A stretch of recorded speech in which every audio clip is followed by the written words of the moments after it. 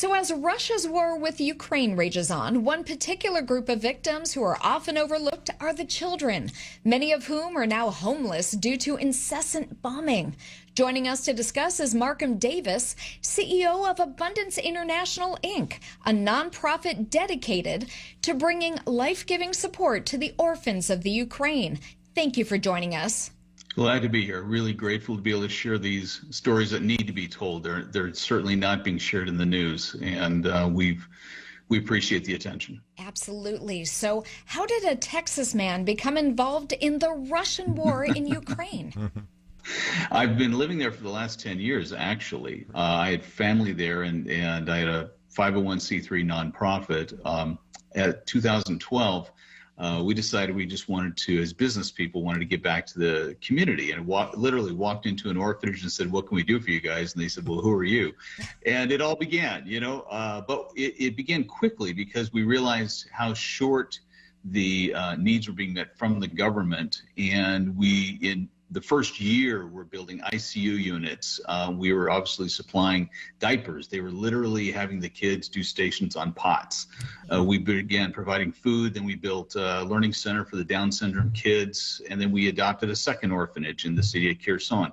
So it just continued to grow. And the loving part before the war was that we could sit with these kids and hold them. And the directors of the organizations appreciated us so much. They would have the kids make crafts for us. And it was a love fest. You just didn't want to stop. And the give and take was one of the greatest things I've ever experienced in my life. So we were glad to continue to grow. And of course, I was living there on February 24th when the bombs hit, and the needs escalated dramatically. And we expanded our reach to now, we've helped over 22 orphanages with over 2,000 children, including 5 in the Russian-controlled territories of Kherson. And it's been one of those things you never thought, just as, like you said, a guy who was over there and just fell in love with the country and the kids and the culture would be there for such a time as this. So how has the care kind of morphed since the war happened? Because in the literature we had, it talked about doing things, was it underground? Yes. Please understand, and this became a really psychological, traumatic thing for everyone, and we tried to protect the children as much as possible. You understand, even from day one in the war, we would hear air raid sirens going off 3, 4, sometimes 5 times a day. And by law, these organizations, the institutions were required to take these kids down to the bomb shelters, which nobody used before that. I've got video of us going down in there and what we've had to do to makeshift, literally taking what was dirt floors, covering them with tarps, and then having to bring beds. And finally, it got to be, I do an extensive tour of the orphanage underground in Venezia, where we had to rebuild the entire orphanage. It was just too much trauma for the kids to be moved that many times a day, everybody in panic. Yes. So they just live down there. And they come out for their playtimes, they get out in the sunshine for their exercise, but in many of these cases, they are living underground. So, Marcum, and I've seen some of those photos you're talking about, and I mean, it's obviously awesome what your organization is doing, but still not the best of conditions to be living in. But I mean, it's in the middle of a war zone. So as we head into winter, as Ukraine heads into winter, it's going to get bitterly cold. What's the plan of action to keep these children warm and safe? This is the primary pressing question, and actually we've been addressing it before it became in the news. It was almost 2 months ago we started doing our first evaluation of what to do. We bought some gas-powered electric generators. We bought 2 tons of coal, and that's just the tip to try to prepare, because the only way to keep these kids warm, we had a crisis situation a couple of years ago when we adopted the Kherson orphanage before the war. They didn't have proper heating, and they literally could not even use the lower floor of the orphanage because it was too cold. They had to move upstairs. But even if you bundle these kids up like Eskimos to survive the cold, if we can't provide enough coal, if we can't get gas-powered generators, electricity is still the regulator for the gas to keep the buildings warm. So we're doing everything else to aside. First of all, we hope the electricity stays on, the gas continues to flow.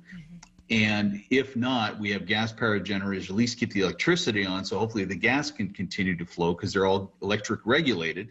And worst case scenario, if nothing and nothing else, we can replace the system of heating with coal to try to heat those. And staying ahead of that is very difficult, and it's on the top of all of our minds. And so can you give us an estimate of how many orphans there are in Ukraine? Obviously, you just said, over 20 plus orphanages your organization basically started. So I'm sure you know how many you have there. Do you know in general how many children are now parentless and orphans? Yes, we had, well, please keep in mind too, the orphanages are pretty much the way they were before the war. They come in because the kids were special needs, the parents were incarcerated or incapable, or as a teen pregnancy. We don't have that many that are children of the war where the parents were killed because of bombings, because typically the family structure is pretty solid where it'll go to a grandmother, an aunt, or someone else within the family. However, I do know the database. We have a database of 146 orphanages across the country, and it's because they don't have a foster care system. So orphanages is their way of handling that. And so out of the 146 that we have a database on, we know that there are about 23,000 that were there, and maybe 10% got across the border through safe legal channels, handed to other legal institutions that can care for them properly, but the majority stayed, and those who stayed end up moving the kids from war zone, dangerous areas to safer areas. So now all the ones are overpopulated in the middle of the country. So we simply grew because one director, a doctor who running one organization, would call their friend and say, hey, these guys are offering help.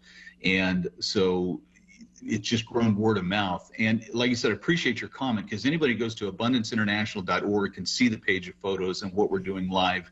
And if you give anything there at all, which we're totally supported by donors, our average gift is $94. We don't have government grants. We don't have corporate sponsors. It's just literally by the love of people giving. But you'll be able to keep the regular updates from us and see what we're doing on a regular basis. Wow. It just... It's really gut-wrenching when you talk about that many children being in the system and dealing with that ongoing war. It tugs at the heartstrings, especially when you're a parent and even when you're not. Just thinking about that population of children needing help.